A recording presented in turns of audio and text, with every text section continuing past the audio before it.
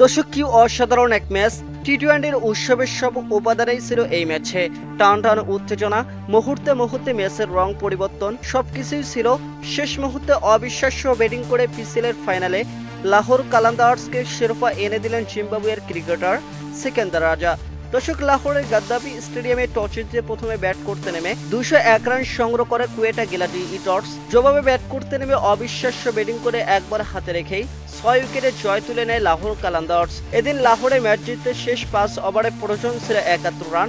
দর্শক, এই সময় ঘুরে দাঁড়ায় লাহোর, বিশেষ করে কুশল পেরেরা এবং ভানুকা রাজাপাকসা মিলে 16তম ওভার থেকে ঝড় তোলার চেষ্টা করেন। 16.4 ওভারে 145 রানের মাথায় ভানুকা রাজাপাকসে ব্যক্তিগত 14 রানের মাথায় আউট হয়ে গেলে কুশল পেরেরা এবং সিকান্দার রাজা মিলে হাল ধরেন দলের। দুজন মিলে 20 বলে গড়ে তোলেন 59 রানের জুটি। এদিন সিকান্দার রাজা মাঠে নেমে ঝড় তোলেন। মোহাম্মদ আমিরকে মোকাবেলা করে প্রথম 2 বলেই তোলেন 10 রান।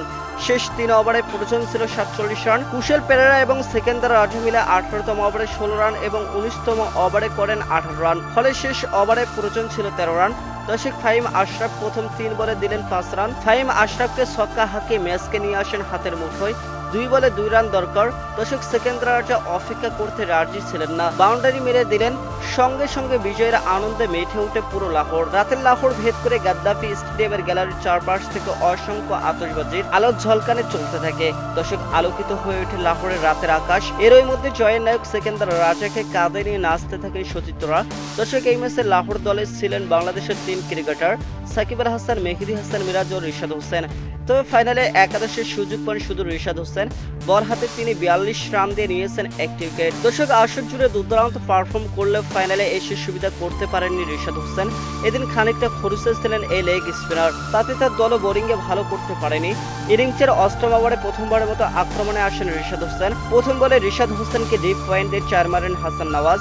দর্শক, তৃতীয় বলে মেরেছেন আরও একটি।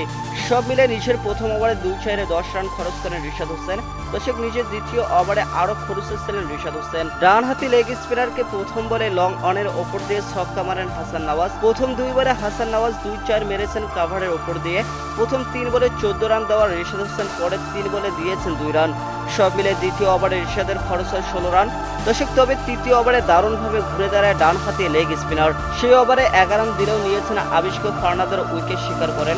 উইকেট পাওয়ার পর কিছুটা করে আত্মবিশ্বাস ফিরে পান এই লেগি। নিজের শেষ ওভারে অবিশ্বাস্য দারুণ বোলিং করেছেন রিশাদ হোসেন। মাত্র 5 রান দিয়েছেন সেই ওভারে। সব মিলে পিসিএলের ফাইনালে 4 ওভারে 42 রান খরচা করে 1 উইকেট পেয়েছেন রিশাদ হোসেন।